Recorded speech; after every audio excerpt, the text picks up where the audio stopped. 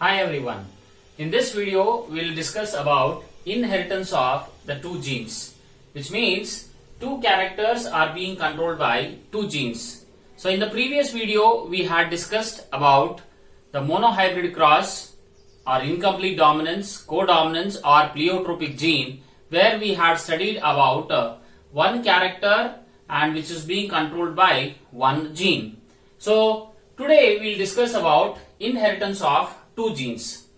So Mendel wanted to verify the results which came out from the monohybrid cross. So what he did is he selected two characters which were being controlled by two genes, and these characters were being selected at the same time, and this study of two characters controlled by two genes at the same time, so that is called as inheritance of two genes. And he also noticed that a pair of allele is independent of the other pair of the alleles.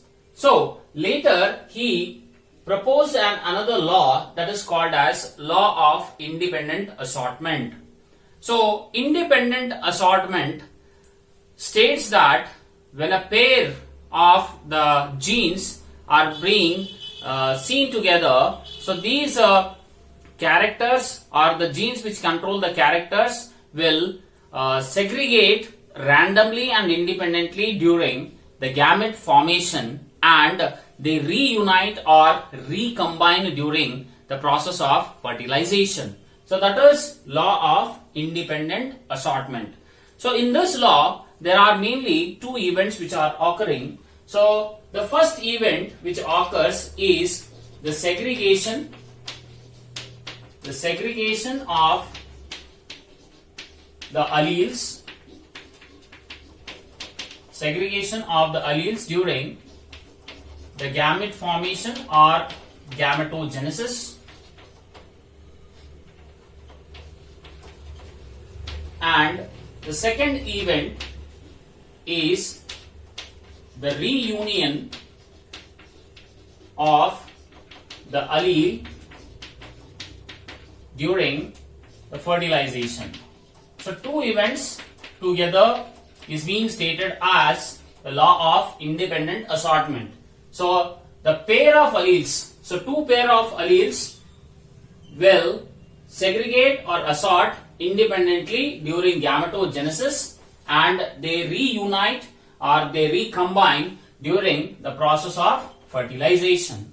So what Mendel did for to explain the law of independent assortment was he selected two characters of the pea plant. So first character what he selected was shape of the seed, and second one is color of the seed. So in case of the shape of the seed, there are two shapes. One is the dominant one and the other one is recessive. So the dominant one is round and recessive is wrinkled. And in case of the color of the seed, the dominant color of the seed is yellow and recessive is green. So I will write here, round is dominant and wrinkled is the recessive in the shape of the seed, and meanwhile color of the seed, yellow is dominant and green is recessive. So when he selected these two characters to explain the law of independent assortment, so we will discuss this law of independent assortment by taking the dihybrid cross, where he selected the two characters, the shape of the seed and the color of the seed. So let's write the parental phenotype. So parental phenotype is first the shape of the seeds and the color of the seed, dominant one. So that is round yellow seeds,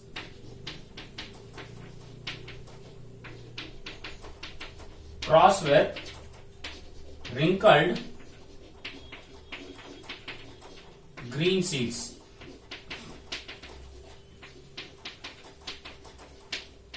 Okay, so parental phenotype. Next is parental genotype.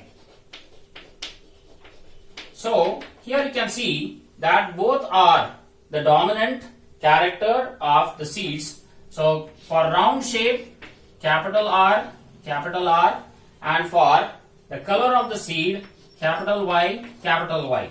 So both are dominant. So all the alleles are in the capital letters. Similarly, in wrinkled, so it is small r, small y, and small y. So both are the recessive characters for the shape of the seed and the color of the seed. So this is parental genotype. So next is the gamete formation, where these alleles will assort independently and randomly, and that is capital R, capital Y. So this and this, one allele for the shape of the seed and one allele for the color of the seed, together forms one gamete.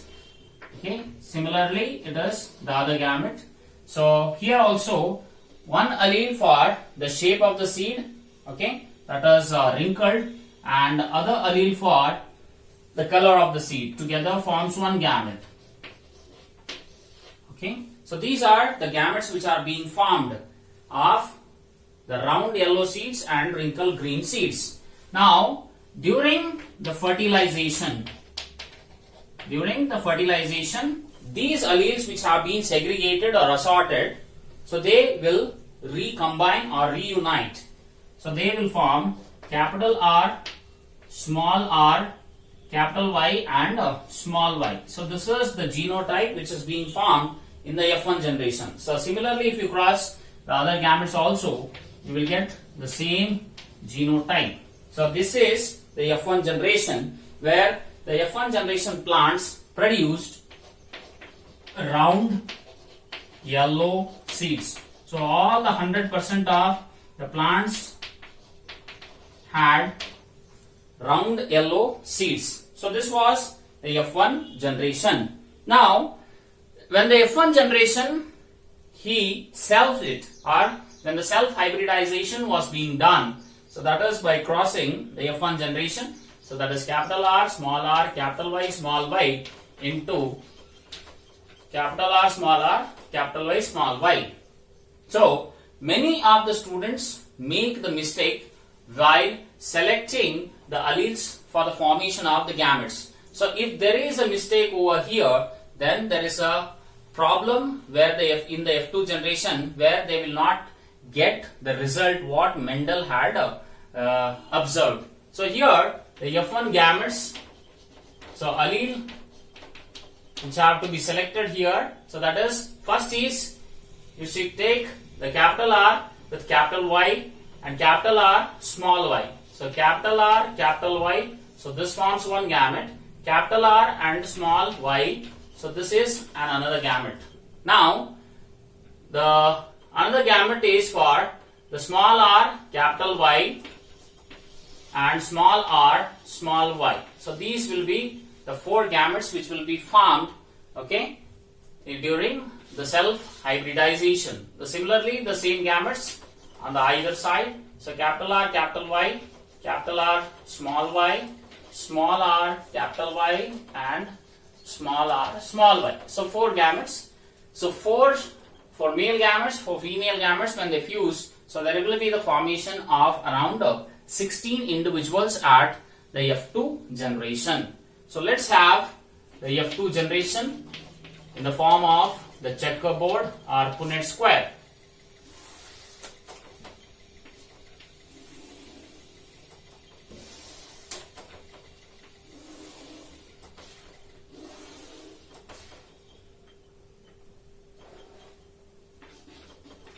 Capital RY, capital R, small y. Next is small r, capital Y, and the last one will be small r, small y. So same you have to take here also. So capital R, capital Y, capital R, small y, small r, capital Y, and small r, small y. So in this box we will write the male and female, that is gametes. So first is the crossing of these two alleles. So capital R, capital Y, capital Y. Next is capital R, capital Y, small y, capital R, small r, capital Y. So similarly it is capital R, capital Y, small y. So next is capital RR, capital Y, small y, capital RR, small y. Next is capital R, capital Y, small y. The last one, capital R, small y, and the small y. Next is capital R, capital Y, and capital Y. Small r, capital R, small y. Same with the next one, small rr, capital Y, small rr, capital Y, and small y. And in the last column, that will be the last row, capital R, capital Y, small y. Next is capital R, small y, and small rr, capital Y, small y. And lastly will be the alleles which will be in a recessive condition. So these will be the 16 genotypes which will be observed in the F2 generation. Now, what will be the phenotypes? So how many phenotypes will be there, and what will be the phenotypic ratio of this F2 generation? So first one you can see here. So this will be round and this will be yellow.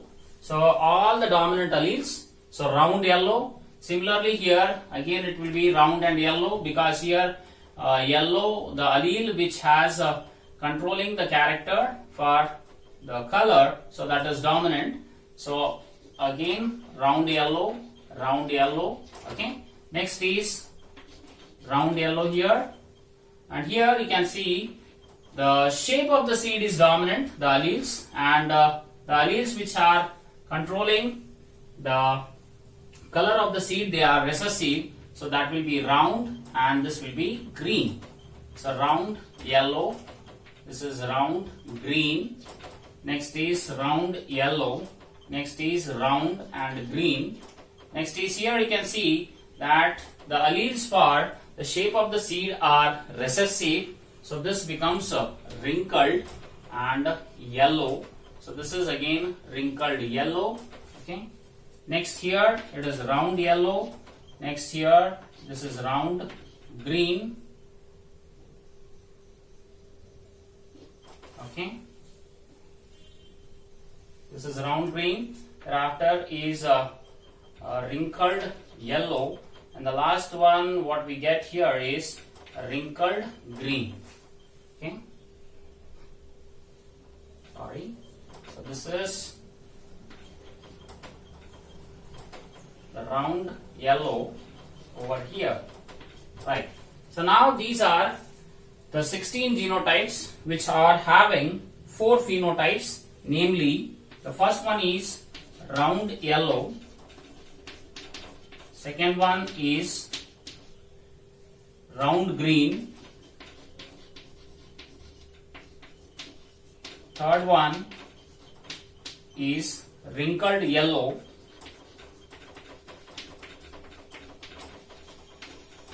and the last one is wrinkled green. So totally 4 phenotypes are observed.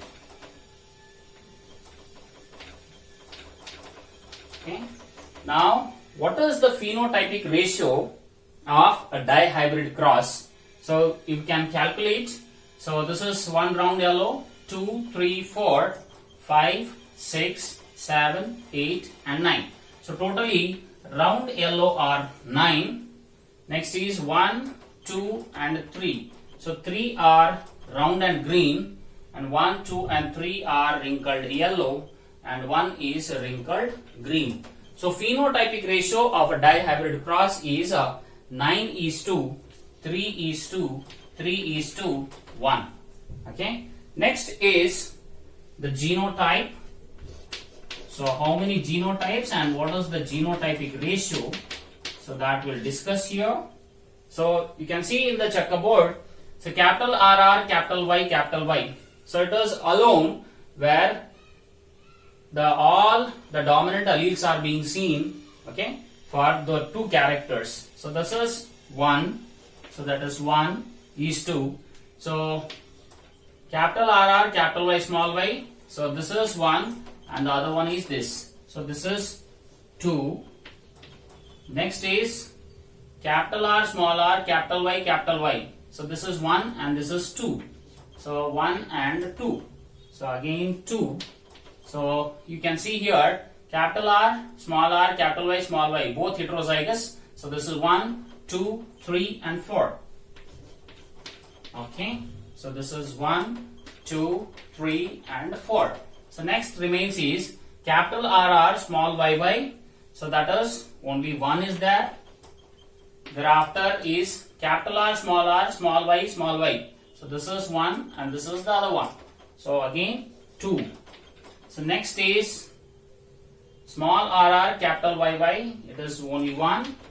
So this is also done. So these two are same, identical. So that is 2. The last one is 1. So totally how many genotypes are being seen in the F2 generation? So it is 1, 2, 3, 4, 5, 6, 7, 8 and 9. So totally 9 genotypes are there and 4 phenotypes are being seen in the F2 generation. Now the genotypic ratio is 1:2, 2:2, 2:4, 1:2, 1:2, 1. So that is the genotypic ratio which is there in a dihybrid cross. Now to easily to understand, you can see, so this particular boxes where the line I am passing through, okay, so these will be all are round yellow. 1, 2, 3, 4, 5, 6, 7, 8 and 9. So these are, okay, round yellow. So next one is here you see the edges, the points. So this is 1, this is second one and this is the third one. So these 3 are round and green. So the next 3 you can see here. So the next 3 are wrinkled yellow and the last one is the wrinkled green.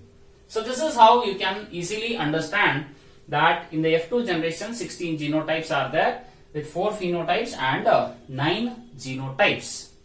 Now this law of independent assortment holds good only when the genes which control these characters are being present on the same chromosome but at a distant place, or these 2 genes should be present on the 2 different chromosomes. Then only the law of independent assortment holds good.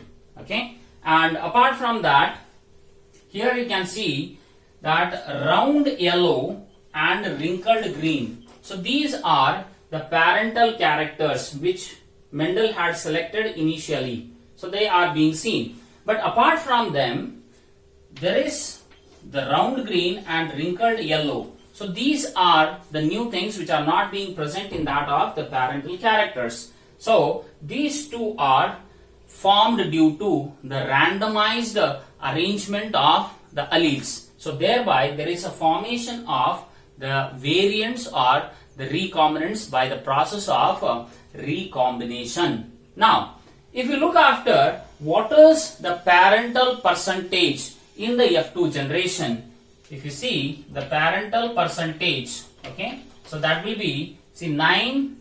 So 9 are round yellow which are there in the parent and wrinkled green is also present in the parent. So it is the parental percentage will be 10 by 16 into the 100. So you will get around 62.5% will be the parental characters which will be seen in the F2 generation.